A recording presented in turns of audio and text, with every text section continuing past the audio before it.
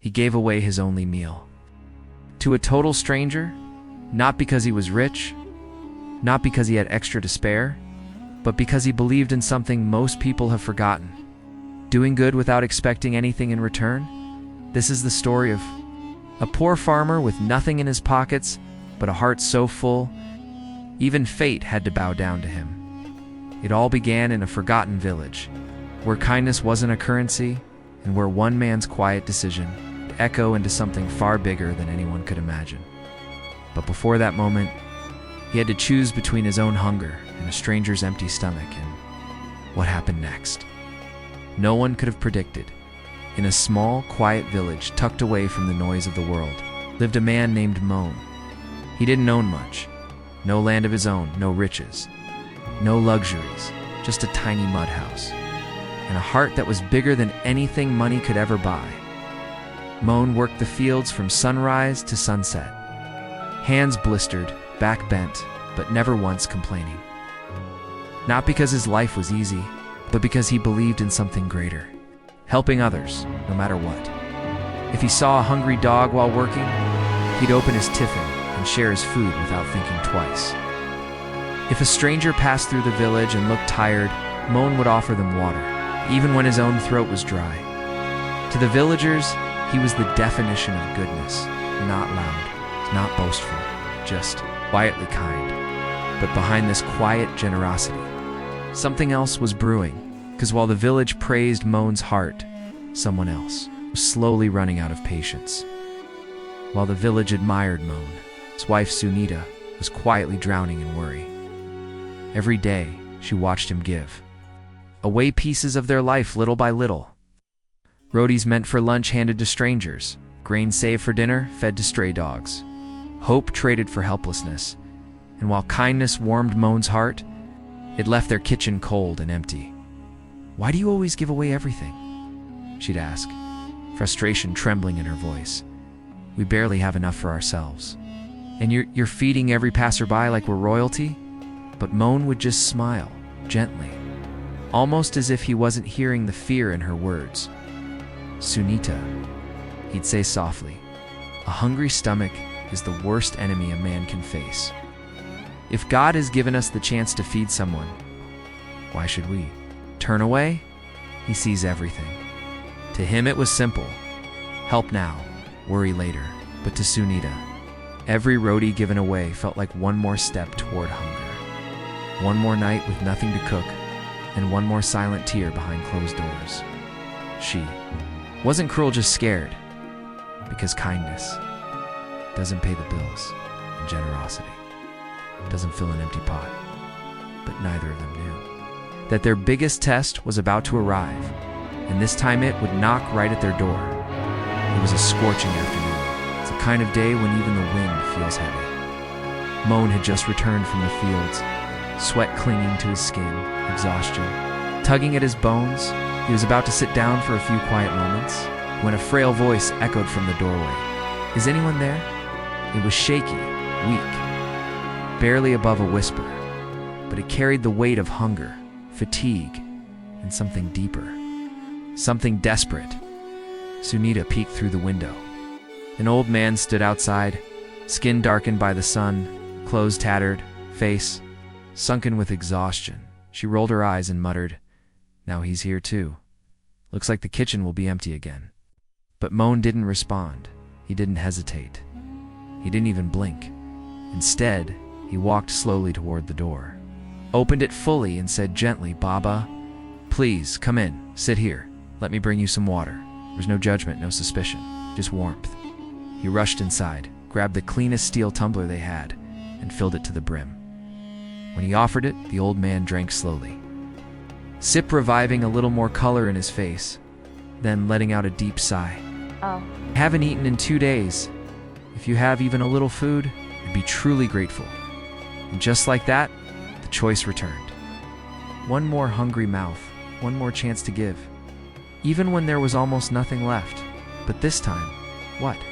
Moan decided would change everything. Moan stepped into the kitchen, quiet and thoughtful. He opened the old clay container where they kept their food. Inside were just 2 rot. There's no vegetables, No lentils, no second option. Just 2 flatbreads meant for his own lunch after a long, back-breaking day in the fields. He picked them up without a second thought.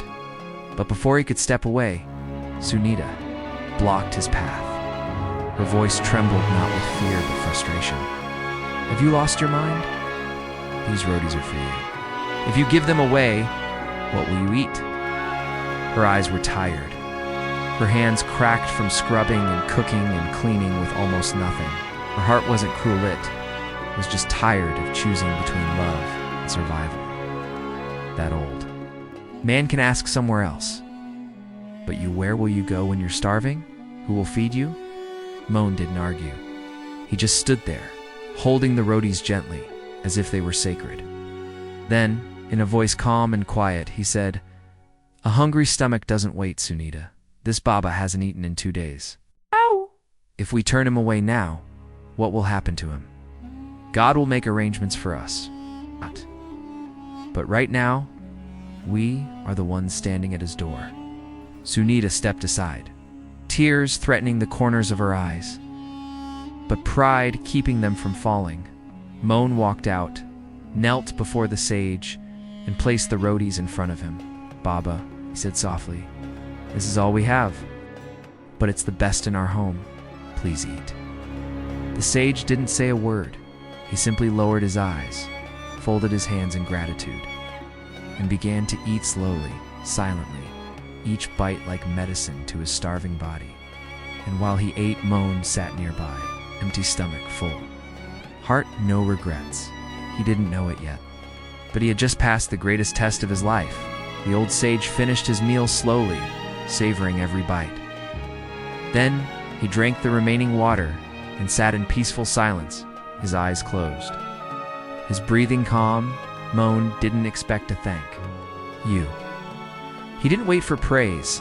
For him, feeding a hungry soul was reward enough. But then, Sage opened his eyes. He stood up, steadied himself, and called Moan closer. "Come here, son." Moan stepped forward, curious. The sage reached into the tattered cloth bag slung across his shoulder. Faded, it's dusty, almost empty. But what he pulled out gleamed like fire under the sun. A golden bowl, heavy, bright, clearly valuable. Moan's eyes widened in shock. "Baba, I can't take this," he stammered. "This must be yours. This looks royal." The sage smiled gently, his voice steady and kind. "Last week, a king gave me this bowl as alms," he said, "but I am just a traveler. I have no use for gold. I've carried it with me, waiting for someone worthy." He looked into Moan's eyes, not at his clothes, not at his home, but into his soul. "And today I found him." Moan stood frozen, not out of greed, but out of disbelief. He had given away his only meal not for a reward, but because it was the right thing to do. And now, standing before him, was a man who saw that purity, and had come not to take but to give. But the real gift wasn't the bowl that came with the next words. As the golden bowl rested in Moan's hands, the old sage looked at him not as a poor farmer, but as a man who had quietly mastered a truth most of the world ignored. He placed a hand on Moan's shoulder and said, "Do you know why I gave you this?" Moan shook his head, unsure of what to say. The sage smiled. "Because you gave without thinking of yourself, but you helped not knowing if you'd be helped in return. You fed me when you barely had enough to feed yourself. That, my son, is true." Dharma Moan's eyes began to fill with emotion, but the sage wasn't finished. "People talk about religion, rituals and prayers," he said, "but the highest form of worship is kindness without expectation." Then, with a voice that felt older than time, the sage spoke the words Moan would never forget. "Karma is real. What you do in silence echoes loudly in the world beyond your sight." Moan didn't speak. He didn't need to, because in that moment, he realized he hadn't just fed a hungry man. He had planted a seed of good karma, tat, now returned not just in the form of gold, but in a truth more valuable than anything money could ever buy. The golden bowl shimmered in Moan's hands. He turned it over slowly, still unsure if he should even be holding it. It felt too grand, too royal, too far from his simple, dusty world. But the sage looked at him with calm certainty and spoke once more. "Son, this bowl, it's not just gold. It's a reminder." Moan looked up confused. "A reminder that God sees, that the universe listens. That kindness, pure, selfless kindness, never goes unnoticed." Then the sage's tone changed. It softened, but there was weight in his words. "But remember, this bowl is not the reward. Your actions are. This is only a symbol, something to remind you of who you are." Moan felt a lump rise in his throat. The sage continued, "Let this never change you. Not your heart, not your faith, not your way of living. Wealth can feed the stomach, but only goodness can feed the soul. And you, my son, already have more than most kings ever will." Nonita stood in the doorway now, silent, no anger, no complaints. Just quiet awe, watching the man she married stand tall, not because of the gold in his hand, but because of the light in his heart. Moan looked down at the bowl one last time, then up at the sky, and in that moment made a silent promise. No matter what came his way, he would never stop helping others.